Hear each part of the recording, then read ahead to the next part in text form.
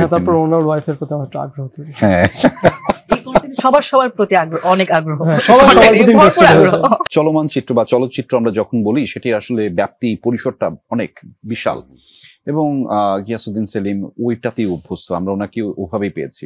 Content যখন বলছি এবং চরকির দেয়া ফ্ল্যাশ ফিকশন যখন বলছি, সো একটা লিমিটেড টাইপের মধ্যে, সো ওনার যে জনরা উনি যেটাতে অভ্যস্ত সেটার সাথে থেকে একটু কন্ট্রাডিক্ট করে ব্যাপারটা। সো এমন একটা মানুষের সাথে কাজ করতে গেলে যেটা হয় যে তিনি আসলে বিশাল চিন্তা করবেন, চলচ্চিত্র তো মানে উনি চিন্তা করেন বিষয়, তখন কি আপনার সাথে কোনো ধরনের ডিসঅর্ডার তৈরি হয় কাজটা করতে একজন অভিনেত্রী হিসেবে?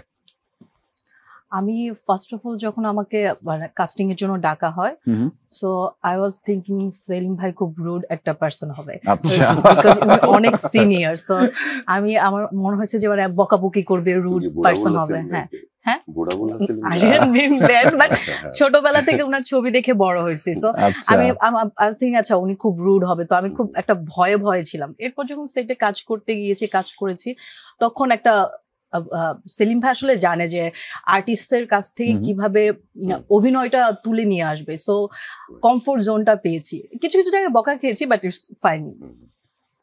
মানে ডিসঅর্ডারটা হয়নি না, সুন্দরভাবে কাজটা তুলে নিয়ে এসেছে। স্পেশালি যদি আমি আমার কথা বলি, আমার কাছ থেকে অভিনয়টা সুন্দরভাবে উনি বের করে নিয়ে এসেছে অ্যাজ এ ডিরেক্টর। আমার যতটুকু জানা আপনার সাথে মনে হয় সেলিম ভাইয়ের আগে কাজ হয়েছে, রাইট? সো ওই কাজটার মধ্যে আর এই কাজটার মধ্যে পার্থক্যর জায়গাটা কোন জায়গায়? মানে কেন স্পেসিফিক ভাবে আপনি এই পারফেক্ট ওয়াইফটাকে ভালো বলতে চান? সেলিম ভাই যখন আমাকে, সেলিম ভাইয়ের সাথে আমার এইটার খুব ইন্টারেস্টিং ছিল। সেলিম আমাকে ফোন দিয়ে বলছে, শোন আমি একটা কাজ করতেছি, করবি? আমি বলছি কি সেলিম ভাই? তাহলে আই গল্প বলি, শোন। সেলিম ভাই এভাবে কথা বলে, আই চলে গেলাম। তো সেলিম ভাই প্রথমে আমার গল্পটা বললো, বলার পরে আমি চুপ ছিলাম অনেকক্ষণ। বলছি কি হয়েছে, ভালো লাগে নাই তোর? সেলিম ভাই বলে, ভালো লাগে নাই তোর?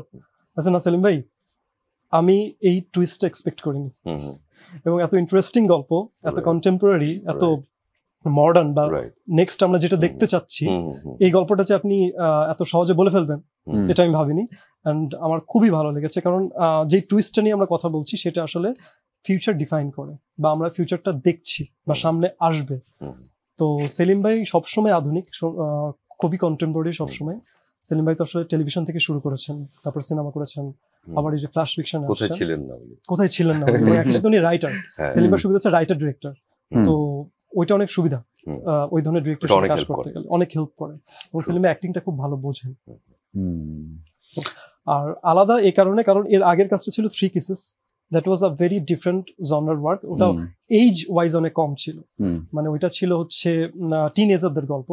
এটা একটু ম্যাচিউর, যে আপনার বয়স 27-28 বা বিয়ের পরের গল্প, একটু বিয়ের পরের, দুইটা দম্পতির দুইটা কাপলের গল্প।